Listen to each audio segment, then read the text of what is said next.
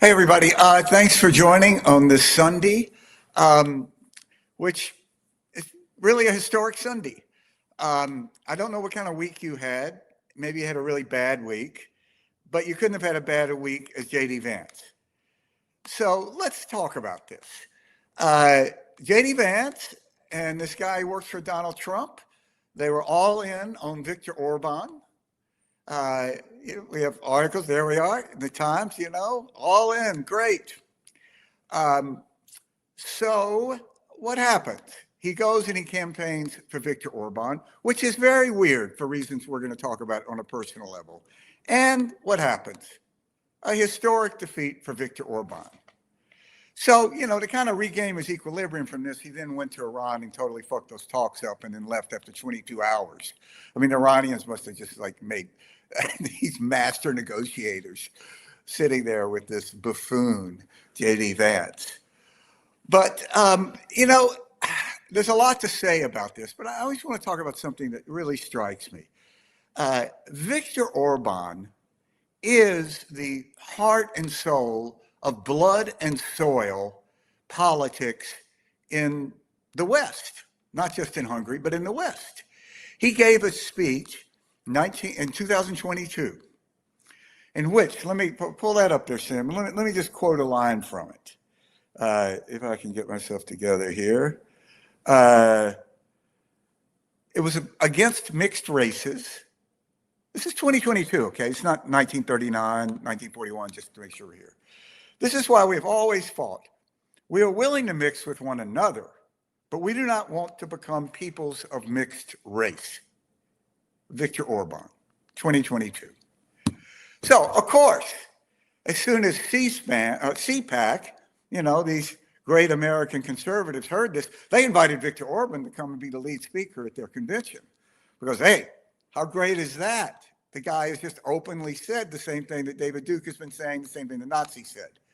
But what's so weird about it is, you take J.D. Vance. Now, what do we know about J.D. Vance? Let's take a look at his family.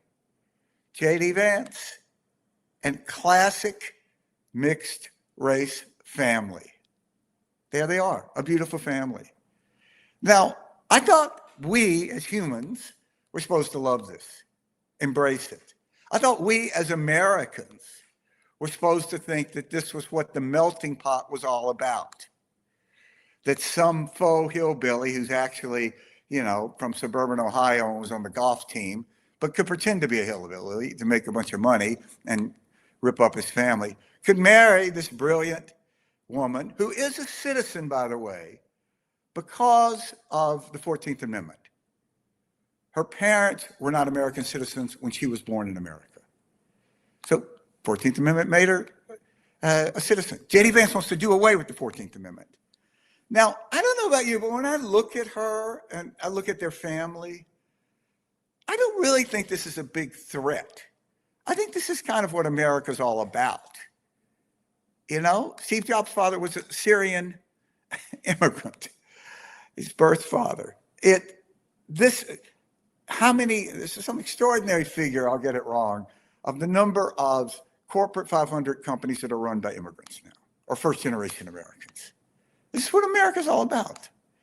And J.D. Vance goes to Hungary as he went to Germany to campaign for their racist far-right party, where if he had showed up with his family, they would not have been welcomed, and campaigns for Viktor Orban.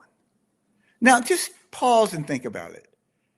What sort of sick person does that? I wrote an article about this. You pull it up about just what goes on inside somebody that makes him hate his own family. I mean, it's just extraordinary. And it goes to sort of the sickness that is Trumpism and the sickness that is the Republican Party now.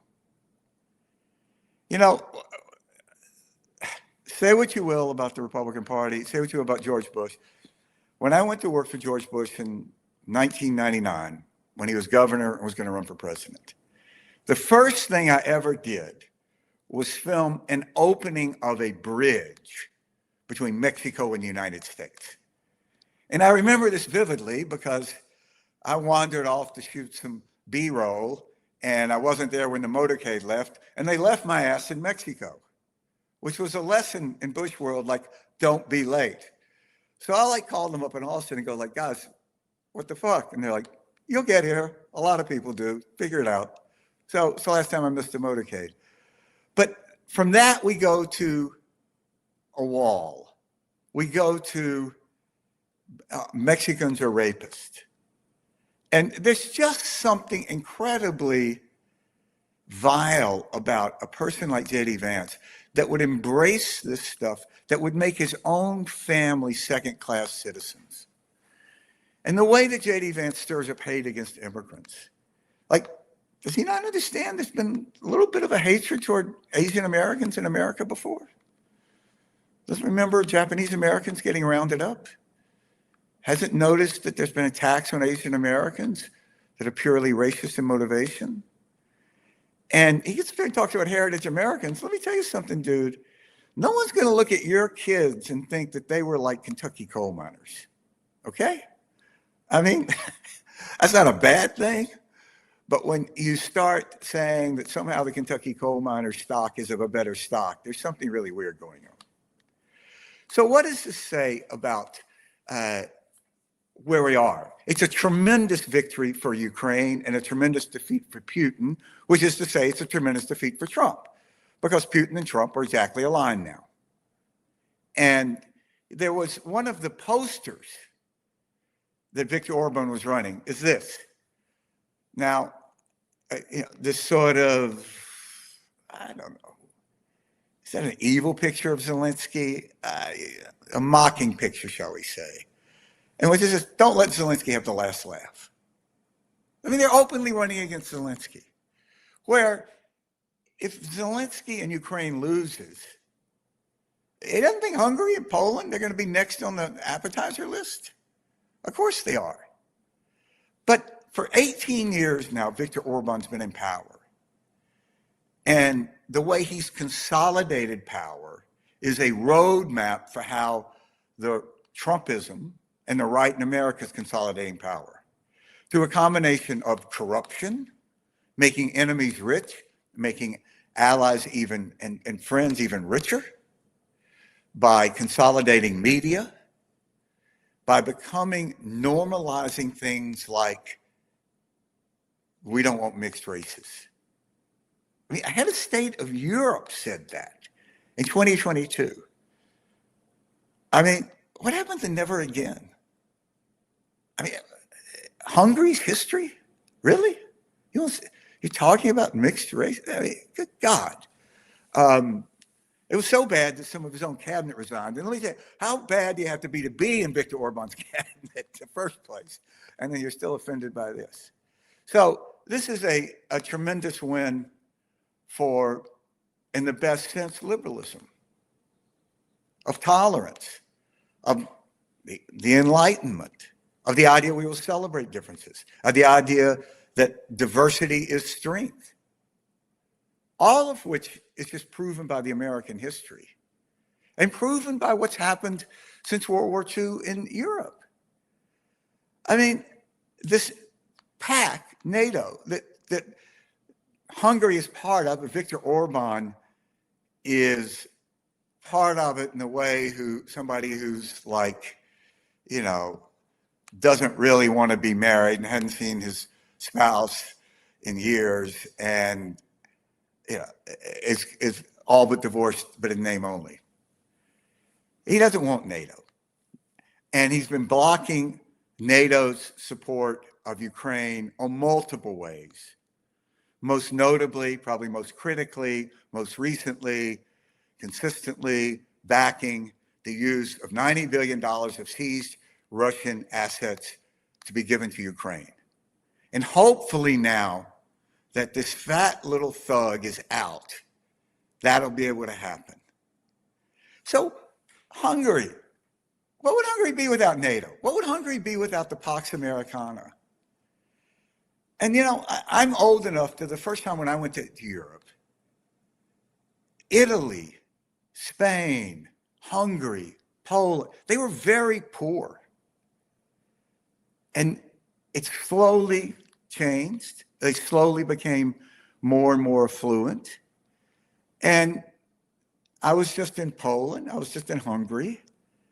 I mean, it's an explosion of affluence. It's like they've fallen in love with American malls. And you think, you cross the border to Russia? What percentage of households in Russia have indoor plumbing? I mean, it's a complete failed terrorist state. And same way with North Korea. And was it not for NATO, which is the most single successful alliance in world history, this wouldn't have happened.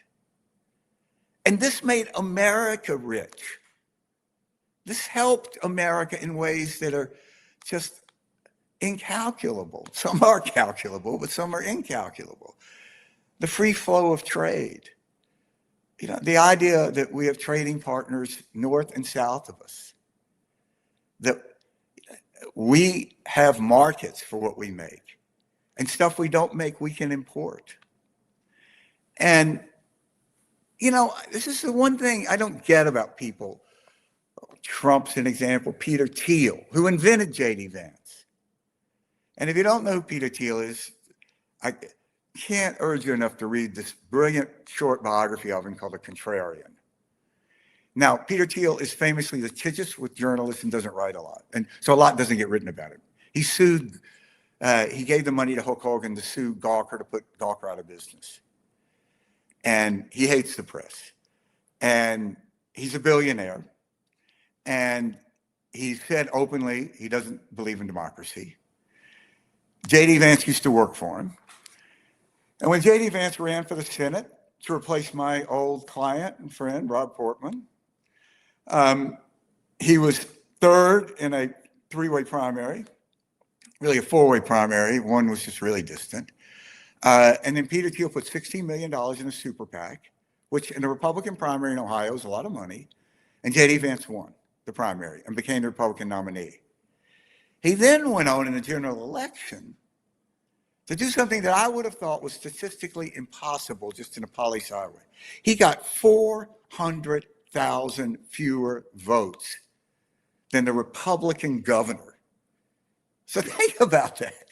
You're a Republican. You go to vote. You vote for the Republican governor, who was a good, bland governor. And you don't vote for the Republican Senate candidate? 400,000? That's a lot of goddamn people. You line up 400,000 people in a line, it's going to be a really long line. And that kind of ticket splitting just rarely happens. But it just shows the deep unpopularity of J.D. Vance. Now, look, we got new numbers on J.D. Vance. You want to pull that up, Sean, of J.D. Vance's polling? He is now the most unpopular vice president ever. Record low. And let me tell you, we've had some really unpopular vice presidents, just least we forget. Like one went to prison. Of course, what Spiro Agnew went to prison for, taking cash, just, I think $10,000 or something. I mean, in this Trump world, in the Jared Kushner Trump ocracy, that's like a tip you would leave. They're taking so much money. And so here you have Donald Trump Jr. took time out from, what I hope is his rehab to go and congratulate and say, we should vote for Viktor Orban. Sorry, buddy, it didn't work. And what's going to happen now in Hungary is going to be very interesting to watch, because they are going to prosecute the corruption that's been going on in Hungary. And that is a roadmap for what has to happen in the United States. And I can't stress this enough. It would have been possible to say, and I'm sure I said this, that after Trump, if we just elect a normal president, people will be so relieved to embrace normalcy that they'll reward that. The problem is we tried that with Joe Biden. Very normal, great president. And it wasn't enough. because we never held any of the Trump criminality responsible, except for the one trial in New York. We can't do that again. We will know whether or not America is back on the right track if Stephen Miller spends 2029, 2030 in the dock being prosecuted, if Kristi Noem is being prosecuted, if Wyckoff and his kids are being prosecuted for corruption, if the Trump kids are being prosecuted for corruption. And let's say, you got the Supreme Court that says that Trump can't be prosecuted for what he does in official acts. A lot of this stuff that they're doing about crypto and all these deals, that isn't an official act. And he very much still could be prosecuted for that.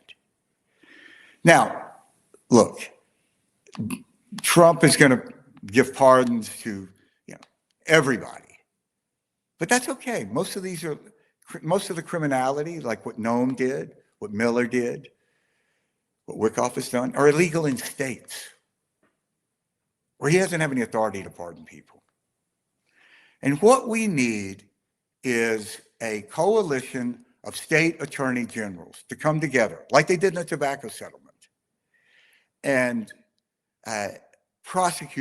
decide how they're going to prosecute this criminality, who's going to go after which person, divide it up, just like they did in the tobacco thing, and then go after them. Because Republicans are never going to do it.